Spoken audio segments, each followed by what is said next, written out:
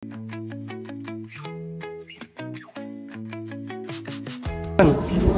hapon mga bata. Ngayong hapon ay kami ang inyong magiging guro. Ako si Teacher Chazel.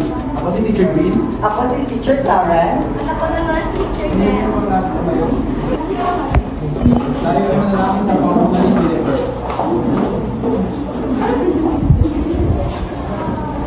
Tayo ay manalangin. Panginoon namin ang pagkakit sa lahat ng pagkakit sa lahat. Kami po ay bayan po kami ang pagkakatawanan po kami sa kasalanan. Siyempre, Magandang araw mga bata. Magandang araw po, teacher! May lumiban ba sa klase? Wala, teacher! Pwede na rin mo po. Bago tayo pumasok sa talakayan, ngayon ay anong sasabihin ng ating pamantayan sa klase or ang ating pamantayan sa klase? Una ay kumilos ng may respeto. Pangalawa, wastong patikinig. Pangatlo, epektibong pakikilahok. Pang-apat, pagsusumikap sa pagkatuto. Panglima ay umulong sa iba at ang huli ay oras ay pangalagaan. Sino ang nakaalala sa ating huling talakayan?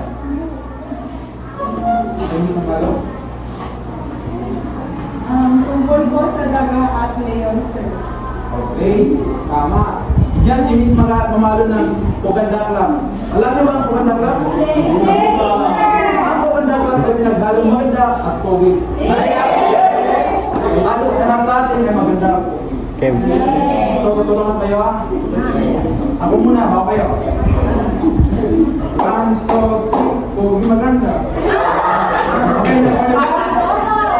Okay, kaya naman.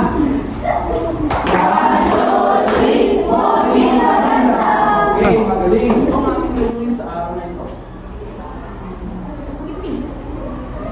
Pagkatapos ng klase, inaasahan may sagawa ang mga mag-aaral ang sumusunod. Una, ay papaliwanag ang bawat detalyan na karuan sa kwento. Pangalawa, ay papamalas ang pag-aaral sa ideya, damdamin, kultura ng medla ng tekstong napakinggan. At huli, ay papakita ang pagtanggap sa ideya ng napakinggang teksto. Ngayon, bago tayo pupunta sa ating talakayan, ay hatin nyo kayo sa 5 pangkat. Unang pangkat, pangalawang pangkat, pangatlong pangkat, pang-4 at pang-5 pangkat. Ang bawat pangkat ay magbibigay or maglalahad ng kanilang kwentong nabasa, napakinggan or narinig at ilalahad ng isang representante ang kung ano ang mahalagang pangyayari na naganap sa kwentong iyon at kung ano ang kanyang pamagat. At bibigyan ko kayo ng 10 minuto para makapag-usap po siya.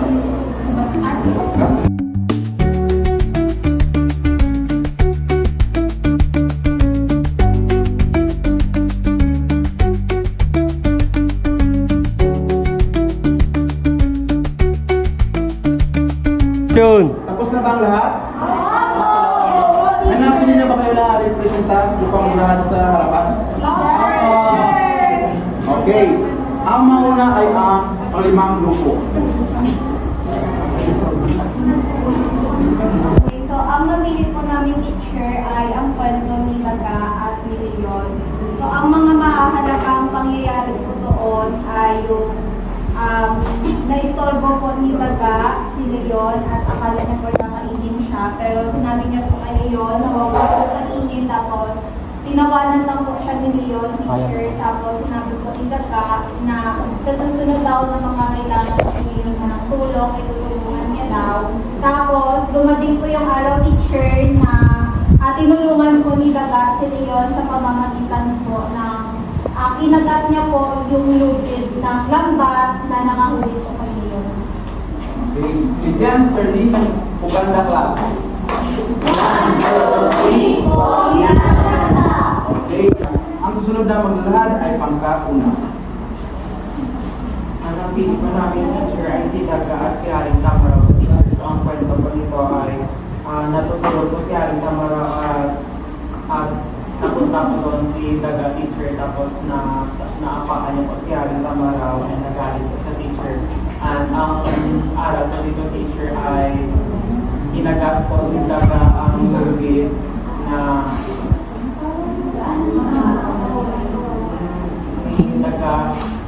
hinagat ang lubid na nakadakip sa kay Haring Tamaraw. Okay, salamat. Bigyan siya ng puganda, class. Pogi, maganda. So, sa ating gawain ay may papakita akong video sa inyo na ang pamagat ay si Pagong at si Maxine. At si Maxine. Masaya naman siya sa kabigin si Maxine at Pagong nang makakita sila ng nakamulan ng ulit ng saging. Kaibigan, kita din natin ito. Ang sabi ni Pagong. Galing! Ngayon sa ating gawain ay hatiin ko kayo sa 5 grupo. Hatiin ko kayo sa parehong grupo na kanina. Sa unang pangkat,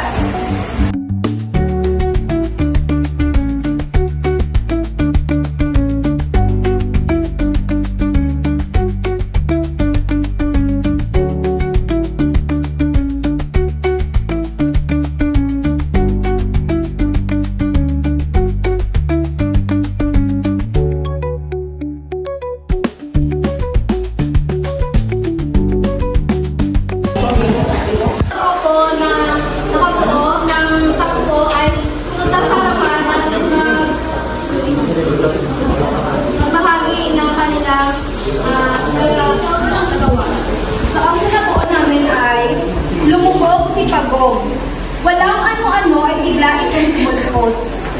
Laking gulat ni Maching na makitang buhay na buhay si Pagong. Naglalaro-laro ito habang lumalangoy. Kaibigang Maching, akala ko ba ay matalino ka? Hindi mo ba alam na nabubuhay din ako sa tubig? Pagtatawang wika ni Pagong. so ito ang tanong ko sa iyo. Ano ang natutunan mo sa kwento at wala kita sa video?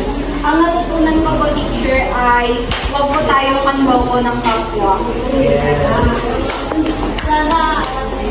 Ngayon, sa ating pag-aanalisa ay bubuhin ng isang concept map ang bawat grupo at pipili sa isang kauban sa kwento na binasa at bigyan ito ng 5 katangian at detalye na naaayon sa kwento.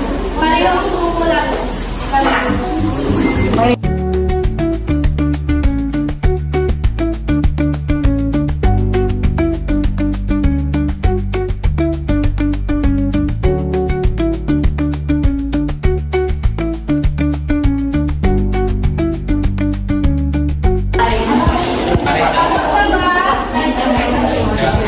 Sige. Apa teacher?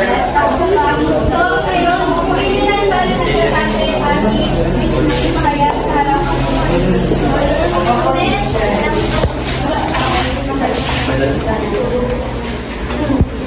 Ang napili ko na character teacher ay si Pagong. Kung si Pagong po teacher, siya po ay masipag, matalino, maliit, at siya rin po ay mabagal.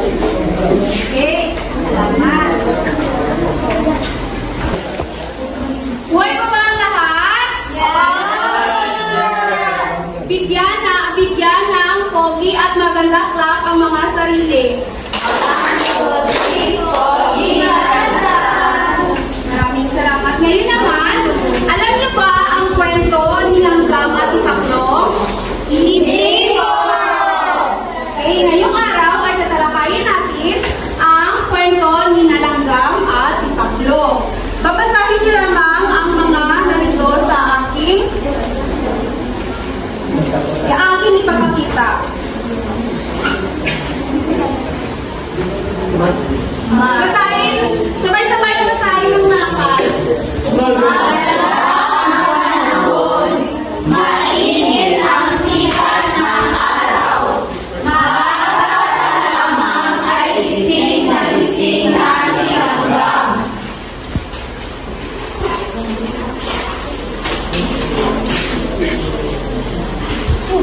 Nagluluto siya at kumain. Ilang sandali pa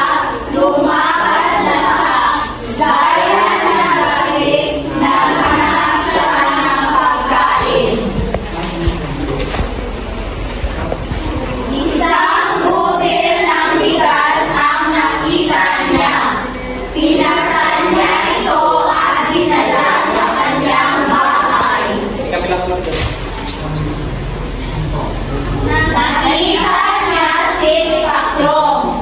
Magandang umaga, kaibigang langgam. Bakit di Tipaklong? Kaibigan ng iyong dala.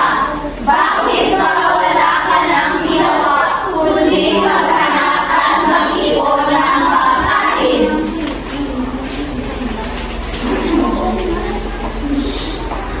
Oo nga, nag-iipon ako ng pagkain habang maganda ang panahon.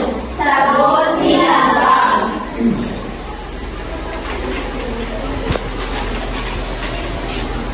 Tulad ka sa akin, kaibigan Langgam, gikan ni Tipaklong. Habang maganda ang panahon, tayo ay magsaya. Halika, tayo ay lumukso, tayo ay kumanta.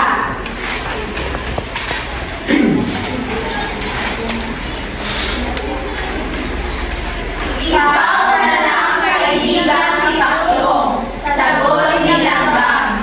Gaya naman ng sinabi ko sa iyo, habang maganda ang panahon, ako ay maghahanap ng pagkain.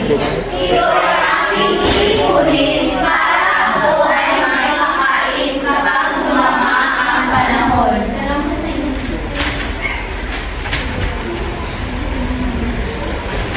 Lumipas ang maraming araw, dumating na ang magdalan. Ulan sa umaga, ulan sa hapon, at sa gabi, umuulan pa rin. Yun naman, bigyan natin ng oras si Vanessa upang ibahagi kung sino-sino ang mga tauhan sa kwento. Sino? Ang tauhan po sa kwento, teacher, ay si Langgam at si Tipaklong. Maraming salamat. Ano naman ang matalian ni Langgam at Tipaklong? Sana? Ang katalian po ni Langgam, teacher, siya po ay masipag teacher na Tipaklong naman po siya po ay nangali. Maraming salamat, Sana. Ngayon naman, ano ang aral na makukuha natin sa kwentong si Langgam at si Tipaklong? Cherebel? Kung galing maging masipag ng sa tayon mayaan. Okay, maraming salamat, Cherebel.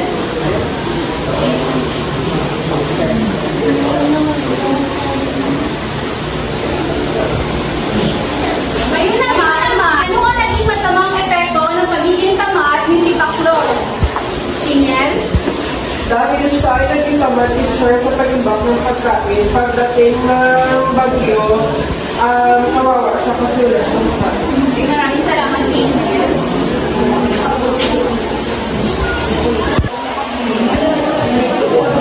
Para sa ating ngayon naman ay magkakaroon tayo ng isang aktibidad. Ito ang pangkat Langgam at ito naman sa kabila ay ang pangkat Tipaklong.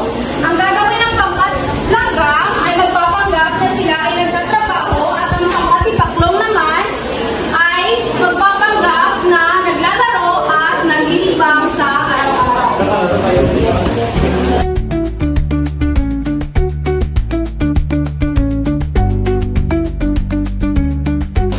Ngayon naman ay panoorin natin ang pangkat Tipaklong.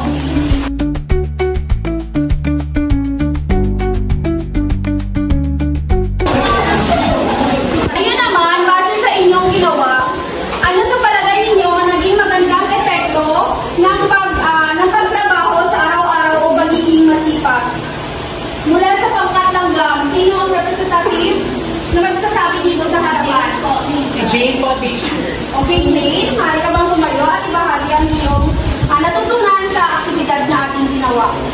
Sa pangkat ni Langgam, ang aking aral na tutunan ay maging masipag sa lahat ng oras sapagkat nang sa ganon ay mayroong matutukot sa araw ng pagkikitan. Okay, maraming salamat. Ngayon naman, sa pangkat Tipaklong, ano naman ang naging masamang epekto ng pagiging tamad at hindi pagtrabaho sa araw-araw? Tikiniel, maaari mo bang ibahagi? Ano teacher, kung tamad ka palagi teacher, wala kang kung hindi ka nagtatrabaho, wala kang kakainin araw-araw. Okay, maraming salamat, Tikiniel. Maganda maikling pagsusulit. Kumuha ng lima at ipasa sa likod, kaya din dito. Bago yung simulan, sagutan ng inyong papel, maaari ko muna basin ng panuto para sa unang bahagi. Piliin at bilugan ang ibig ng tamang sagot para sa dalawa namang bahagi. Sa tama at mali, isulat ang tama kung asong pangungusap at mali naman kung hindi.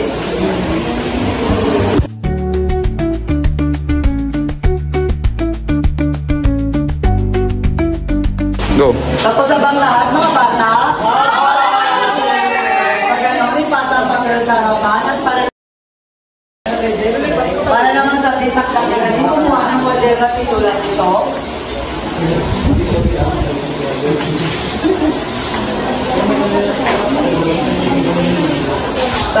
Para naman sa titakdang aralin, pumili ng isang malagang tagpo sa tekstong na napanood at iguhit ito sa isang buong papel.